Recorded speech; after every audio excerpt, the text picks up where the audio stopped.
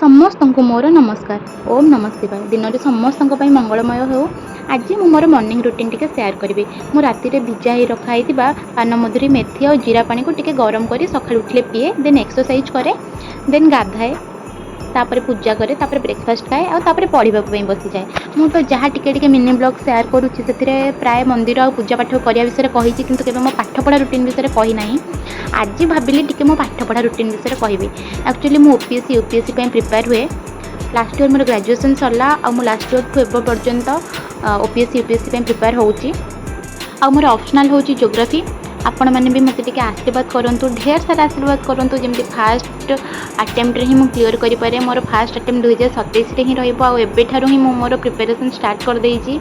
बहुत भलरे ही करने को चाहूँगी, बस आपण मैंने ब्लेसिंग्स करूँ। सडन एमती वीडियो एडिटिंग कला बेले गोटे कथा मोर माइंड को आसीगला। छुआ बेले मु प्रबल माड़ खाई। छुआ बेले कथा छाड़ू, मु कॉलेज लाइफ रे भी बहुत गाली शुणी सार मान केवल मो हैंड रईटिंग खराब पाई। आपण मैंने तो यूँ ही देखिपे मो हैंड रईटिंग केमी। एक्चुअली सब पढ़ी हुए किंतु आखि को सुंदर देखा जाए। समस्ते मत गोटे कथा कहते और मत बहुत गाली करती। छुआ बेले तो मो जेजेबापा धूम कुटा खाई, हेले भी मो अक्षर बदलला ना। कारण कौन जानते? कारण केबे मत फिल है मो हैंड रईटिंग खराब बोली। कह जाए ना, जो मानू निजर भूल निजे जानी न पारती से अन्य जी भी जनाऊ सी जानीपर ना। तो से केस मोर भी तो मत के फिल है जेहेतु से मो हैंड रईटिंग आज पर्यंत भी बदल पारि ना। एटा मोर भूल मु मानुची। छाड़ू एबे मोर क्लास कंप्लीट है। 2.5 घंटार क्लास मुझे कंप्लीट करी। भोक प्रबल है, लंच टाइम भी होगा।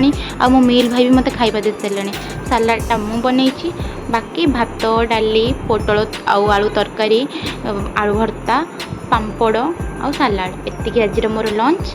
खाईदबा टिके रेस्ट नहीं, घंटे रेस्ट नेला सेकेंड हाफ स्टडी स्टार्ट करवा। Thank you. रही।